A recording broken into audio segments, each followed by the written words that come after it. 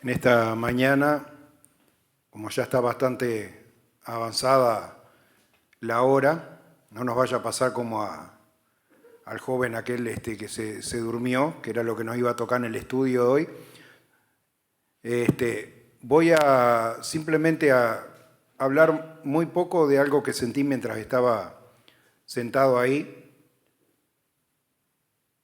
ya que debemos aprender a indagar diligentemente, como enseña la palabra.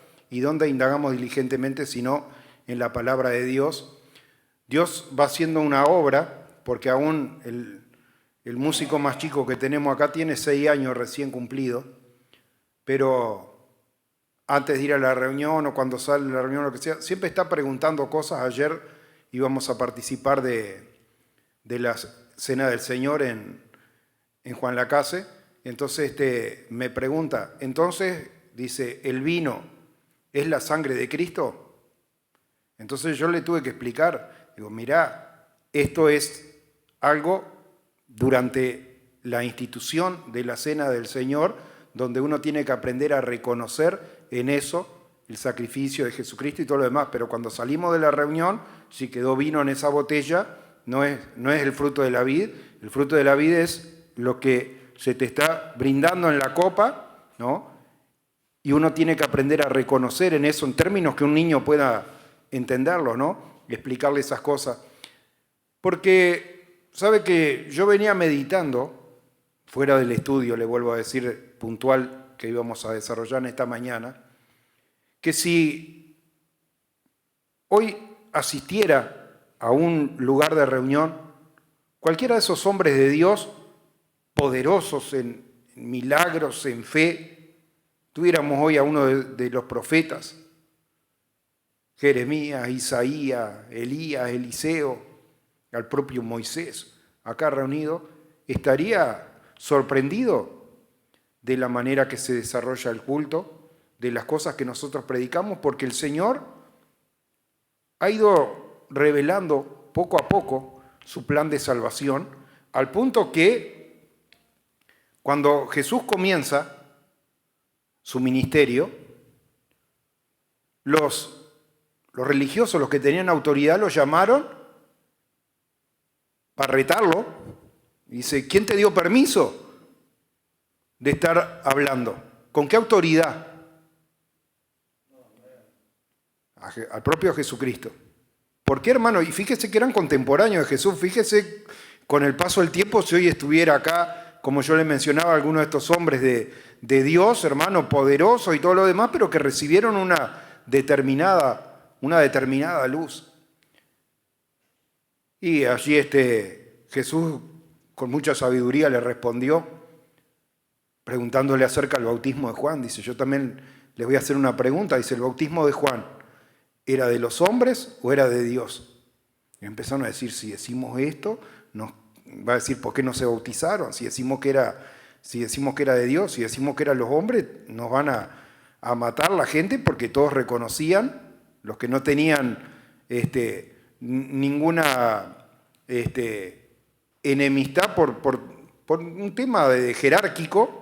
La gente del pueblo reconocía que aquel bautismo que había sido instituido por Juan era un bautismo de Dios, pero esta gente estaba endurecida al punto que no se había bautizado, porque como también enseña la palabra, el que creyere y fuere bautizado será salvo. Pero esto dice, desecharon los designios de Dios, enseña la palabra, no siendo bautizados por Juan. A veces, hermano, hay cosas en el corazón que endurecen, que resisten la voluntad de Dios. Pero el que realmente es de Dios, abre su corazón y está dispuesto.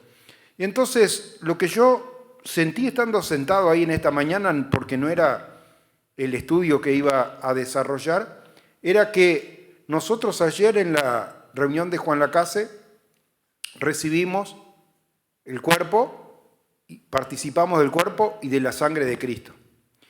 Y yo quería hacerle una pregunta, porque si yo hoy pregunto quién recibió del cuerpo de Cristo, va a levantar la mano todo el que participó de la Cena del Señor. ¿Y quién recibió la sangre de Cristo? Y va a levantar todo el que participó de la Cena del Señor. Pero mi pregunta retórica, no es para que me la respondan, es ¿quién recibió el Espíritu de Cristo? Porque tendemos a pensar, como yo le decía, si uno de esos hombres de Dios de la antigüedad, imagínese un Noé, sentado ahí escuchando la palabra de la gracia de Dios.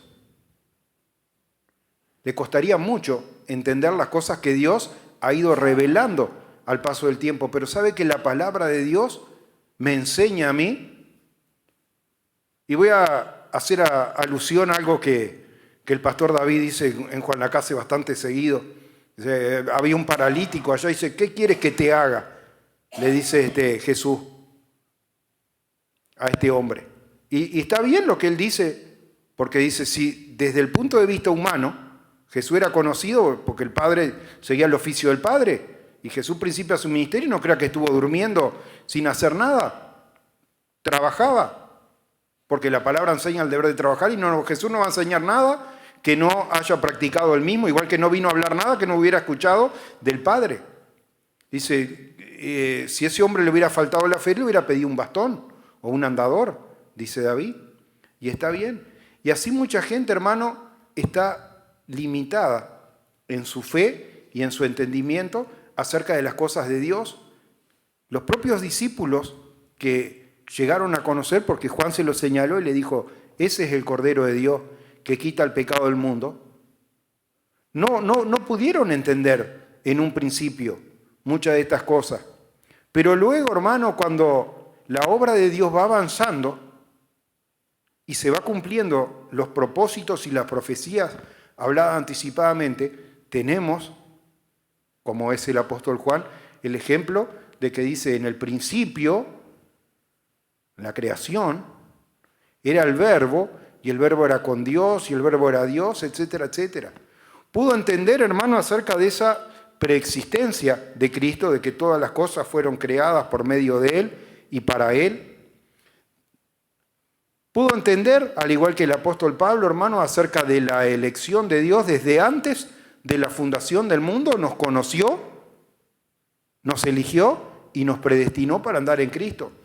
Y lo que yo quería compartir, que fue puntualmente lo que sentí estando sentado ahí, está en la primera carta del apóstol Pedro, son solo 2 versículos, para que no se distraiga. Primera de Pedro, capítulo 1, versículos 10 y 11. Es bien fácil. 1 de Pedro, capítulo 1, primera de Pedro, capítulo 1, versículos 10 y 11. Los profetas que profetizaron la gracia destinada a vosotros, inquirieron diligentemente, indagaron acerca de esta salvación.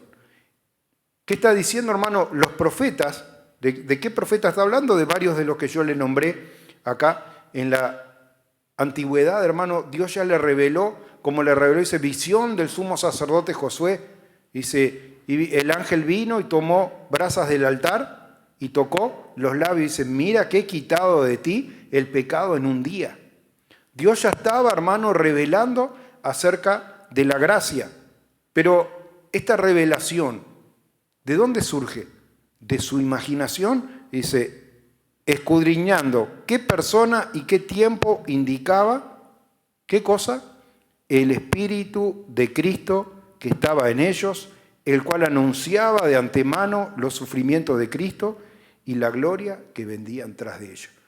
Por eso, hermano, yo le preguntaba si participó en la cena del Señor, entonces recibió de su cuerpo, recibió de su sangre, pero sepa, hermano, que debe de recibir también el Espíritu de Cristo. Ese Espíritu de Cristo, hermano, que es un misterio de Dios que como lo hemos analizado, hermano, no comienza su existencia allí con la concepción sobrenatural, sino que Él estaba desde el principio, era la roca que acompañó al pueblo de Israel en la travesía, y el Espíritu que le revelaba estas verdades, que revelaba acerca de la gracia destinada a nosotros, pero ya esa gracia, hermano, ya se la reveló, y allí estaban indagando diligentemente para ver qué tiempo y qué persona señalaba, qué cosa, el Espíritu de Cristo que les había dado esa revelación, el cual ya estaba en ello, hermano.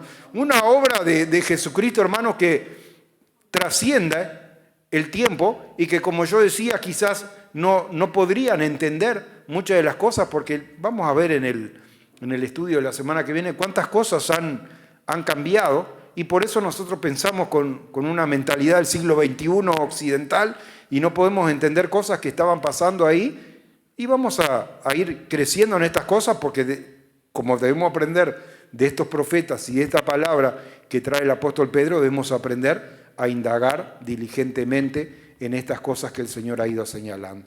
Así que hasta acá, hermano, es lo que quiero compartir para no extendernos, y vamos a estar terminando acá con una alabanza y luego en oración. Lo invito a ponerse de pie, el que puede, a los músicos a pasar.